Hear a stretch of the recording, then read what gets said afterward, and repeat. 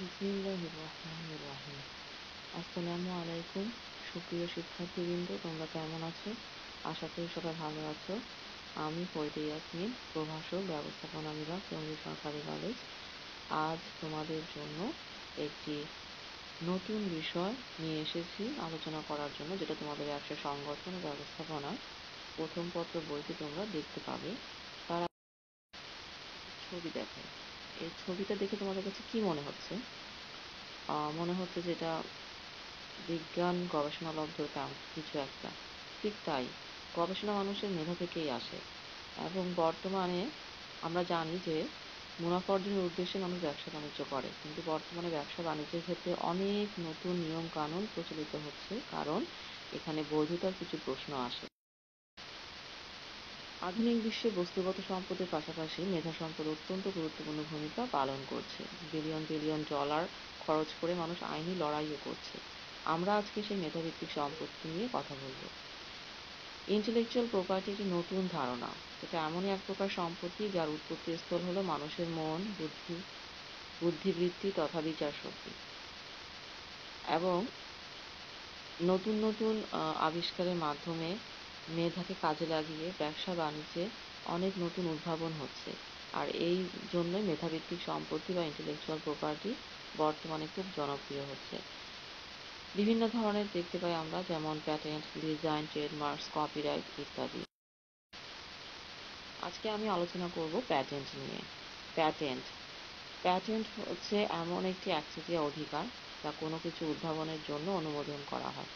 উদ্ভাবনটি হতে পারে একটি পণ্য, একটি প্রক্রিয়া, নতুন কিছু সম্পাদনের কোনো পদ্ধতি।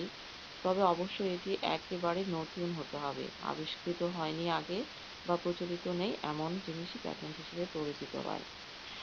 এবং এই প্যাটেন্ট মালিকের উদ্ভাবনের সুরক্ষা প্রদান করে, যা সীমিত সময়ের জন্য দেওয়া হয়, সাধারণত 20 বছর দেওয়া হয়। যেমন প্রথম টেলিভিশনের প্যাটেন্ট নিয়েছিলেন জার্মান বিজ্ঞানী পল গটলাজের। এবং বর্তমানে আমরা শিল্প জগতের বিপ্লবের পেছনে অন্যতম পথিকৃৎ হিসেবে যাকে চিনতে পারি, তিনি হচ্ছেন জেমস ওয়াট, যিনি বাষ্পীয় ইঞ্জিন আবিষ্কারের মাধ্যমে ব্যবসায়ী শিল্প জগতে একটি নতুন উদ্ভাবনী নিয়ে এসেছিলেন, নতুন বিপ্লব নিয়ে এসেছেন। এবং এই বাষ্পীয় ইঞ্জিনের জন্য তিনি রাজকীয় প্যাটেন্ট সনদও গ্রহণ করেছেন। 1911 সালের প্যাটেন্ট ও ডিজাইন অ্যাক্টের 2-11 ধারায় বলা হয়েছে যে প্যাটেন্ট অর্থ অত্র আইনের বিধানাবলীর অধীন প্রদত্ত কোনো প্যাটেন্ট এবং যে ব্যক্তির নামে প্যাটেন্ট মঞ্জুর করা হয় তাকে প্যাটেন্ট গ্রহীতা। প্যাটেন্টের মূল উদ্দেশ্যই হচ্ছে নতুন নতুন গবেষণা এবং উদ্ভাবনকে উৎসাহিত করা। তারপরেও প্যাটেন্টের আইনি কিছু উদ্দেশ্য আছে, যেমন এর মাধ্যমে মালিক তার গবেষণা উদ্ভাবনী প্রকাশকে প্ররোচিত করতে পারেন, নতুন পণ্য, উদ্ভাবিত প্রক্রিয়া বা সমস্যা কারিগরি সমাধান বাণিজ্যিকভাবে সফল করা যায়। প্যাটেন্ট মূলধন বিনিয়োগকেও প্ররোচিত করে। তবে বর্তমানে বহুল প্রচলিতভাবে প্রযুক্তি উন্নয়নের ক্ষেত্রে প্যাটেন্টের অবদান সবচেয়ে বেশি দেখা যায় এবং প্যাটেন্টের মাধ্যমে নতুন নতুন প্রযুক্তি সফল প্রয়োগ হচ্ছে, বিভিন্ন জায়গায় এটাকে স্থানান্তর করার সুবিধাও মানুষ পাচ্ছে এবং প্রযুক্তিগত পরিকল্পনা কৌশল হিসেবে কাজ করে থাকে। প্যাটেন্ট বৈদেশিক বিনিয়োগকেও অনেক বেশি উৎসাহিত করে। কিন্তু প্যাটেন্টযোগ্য হতে হলে 3টি শর্ত পূরণ করতে হবে, আর সেগুলো হচ্ছে নতুনত্ব, উদ্ভাবনী প্রয়াস, শিল্পক্ষেত্রে প্রয়োগযোগ্যতা। নতুনত্ব কি? নতুনত্ব হচ্ছে আসলে উদ্ভাবনটি অবশ্যই একেবারে নতুন হতে হবে। কোনো বস্তু বা যন্ত্র কৌশল বা বাজারে প্রচলিত আছে তা প্যাটেন্টযোগ্য হবে না। পূর্বে আবিষ্কৃত হয়নি বা উদ্ভাবিত হয়নি, প্রচলিত নয় এমন বস্তু বা প্রক্রিয়াই প্যাটেন্টযোগ্য বলে বিবেচিত হবে।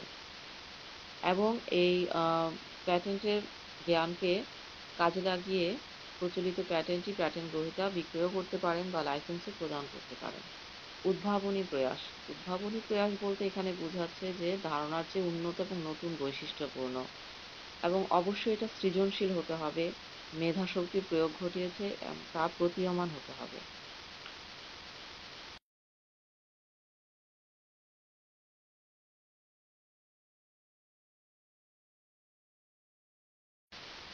শিল্পক্ষেত্রে প্রয়োগযোগ্যতা, দ্যাট মিন্স অবশ্যই এটি শিল্পক্ষেত্রে প্রয়োগযোগ্য হতে হবে। শিল্পক্ষেত্র বলতে এখানে কারিগরি পন্থায় নির্দিষ্ট মাত্রা প্রয়োগ করা হয়েছে। প্যারিস কনভেনশন অনুযায়ী বর্তমান বৃহৎ অর্থে হস্তশিল্প, কৃষি, মৎস্য সেবাকেও বোঝাচ্ছে।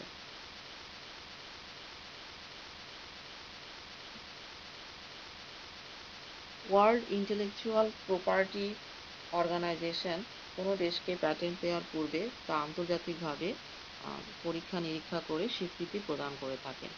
বিভিন্ন দেশের আইন ও আদালতের সিদ্ধান্ত অনুযায়ী নিম্নোক্ত ক্ষেত্রে প্যাটেন্ট মঞ্জুর করা যায় না, যেমন কোনো তুচ্ছ আবিষ্কার বা অস্পষ্ট এবং সুপ্রতিষ্ঠিত প্রাকৃতিক আইনের পরিপন্থী, যার ব্যবহার জনস্বাস্থ্য পরিবেশের জন্য ক্ষতিকর, রাসায়নিক প্রক্রিয়া দ্বারা প্রস্তুতকৃত আবিষ্কার যেমন অপটিক্যাল গ্লাস, যার ব্যবহার আইন, সামাজিক মূল্যবোধ ও নৈতিকতার পরিপন্থী, যেমন মাদকদ্রব্য বা সমাজের ক্ষতি করে এমন কোনো আবিষ্কার মানুষ করলেও সেটাকে প্যাটেন্ট হিসেবে স্বীকৃতি দেওয়া যায় না। খাদ্য ওষুধ সম্পর্কিত আবিষ্কার, কোনো বৈজ্ঞানিক মতবাদের উদ্ভাবন যেমন আপেক্ষিক তত্ত্ব প্যাটেন্টযোগ্য নয়। আণবিক শক্তি সম্পর্কিত আবিষ্কার, যেমন নতুন জয়রা যদি বোমা আবিষ্কার করে বা কোনো আগ্নেয় অস্ত্র আবিষ্কার করা হয়, তবে সেটাও কিন্তু প্যাটেন্টযোগ্য হবে না। মাইক্রোবায়োলজিক্যাল প্রসেস, কম্পিউটার প্রোগ্রাম, ব্যবসা বা ক্রিয়া বিষয়ক পরিকল্পনা, সাহিত্য, নাট্য, শিল্প, সঙ্গীত এবং সৌন্দর্যবোধ সম্পর্ক আবিষ্কার, এগুলো কখনোই প্যাটেন্টযোগ্য হিসেবে মঞ্জুর। প্যাটেন্টের অনেক সুবিধা পাওয়া যায়, তারপরেও বর্তমানে প্যাটেন্টের স্বীকৃতি পেতে গেলে অবশ্যই কি করতে হবে? প্যাটেন্ট নিবন্ধন করতে হবে।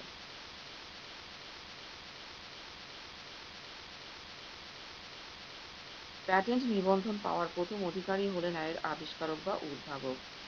বাংলাদেশে বহাল 1911 সালের প্যাটেন্ট ও ডিজাইন আইন অনুযায়ী প্যাটেন্ট নিবন্ধনের বিভিন্ন পদক্ষেপগুলো হলো: প্রথমেই আবেদন পেশ।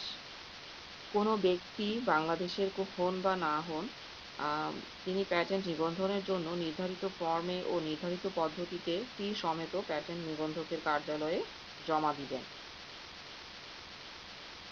আবিষ্কারের প্রকৃতি বর্ণনা। এখানে অবশ্যই আবিষ্কারের প্রকৃতি বর্ণনা করতে হবে।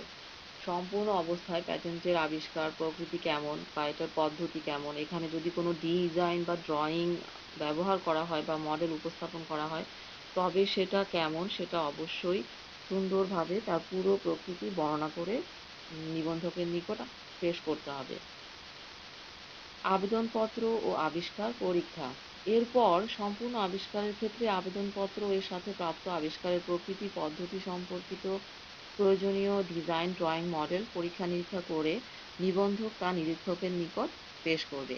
নিরীক্ষক এটিকে পুনরায় পরীক্ষা-নিরীক্ষা করে দেখবেন যে আসলে এটি প্যাটেন্টযোগ্য কিনা এবং এটি পূর্বের কোনো কিছুর সাথে মিল আছে কিনা বা কারো নকল হলো কিনা। যদি সেগুলো কিছু না পাওয়া যায়, তবে তিনি তা পরবর্তী ধাপের জন্য পেশ করবেন। আর পরবর্তী ধাপটি হচ্ছে আবেদনপত্র গ্রহণ। পরীক্ষা-নিরীক্ষার পর আবেদন গ্রহণযোগ্য হলে নিবন্ধক উক্ত গ্রহণ বিষয়ে আবেদনকারীকে বিজ্ঞপ্তি দিবেন এবং এই বিষয়ে পত্রিকাতে বিজ্ঞাপন প্রদান করবেন, যাতে আবিষ্কারের বিষয়ে যদি কারো কোনো অভিযোগ থাকে সে সেটা উপস্থাপন করতে পারে। এছাড়াও পরীক্ষা করার জন্য আবেদনপত্র, এর বিষয়বস্তু, পদ্ধতিগত বর্ণনা, ডিজাইন, ড্রয়িং, মডেল ইত্যাদি যেখানে যতটা প্রযোজ্য পরিদর্শনের নিমিত্তে খোলা রাখার ব্যবস্থা করবে।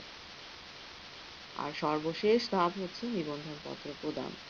কোনো দিক থেকে কোনো ধরনের বিরোধিতা লক্ষ্য করা না গেলে, কোনো ধরনের অভিযোগ পাওয়া না গেলে এবং তা যদি উপযুক্ত মনে করা হয়, তবে নিবন্ধক তার অফিসে প্যাটেন্ট গ্রহীতাকে প্যাটেন্ট সনদ প্রদানের জন্য ডাকবেন এবং তাকে প্যাটেন্ট সনদ প্রদান করবেন এবং এরূপ সনদ বর্তমান আইন অনুযায়ী 16 বছর পর্যন্ত তিনি সুরক্ষিতভাবে রাখতে পারবেন।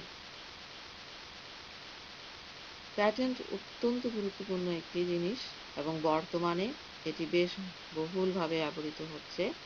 ব্যবসায়ের যে আইনগত দিক, সেখানে এটি অবদান অবশ্যই অনেক অনস্বীকার্য।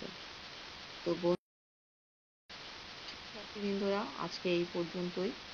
পরবর্তী ক্লাসে আমি তোমাদেরকে আইনগত দিকের বাকি যে দিকগুলো আছে সেগুলো তোমাদেরকে আলোচনা করার চেষ্টা করব। ধন্যবাদ সবাইকে এতক্ষণ ধরে আমার কথা শুনলে। এবং বাসায় মনোযোগ সহকারে পড়াশোনা করবে। অবশ্যই তোমরা বাসায় থাকবে for a stay safe and healthy life. Thank you.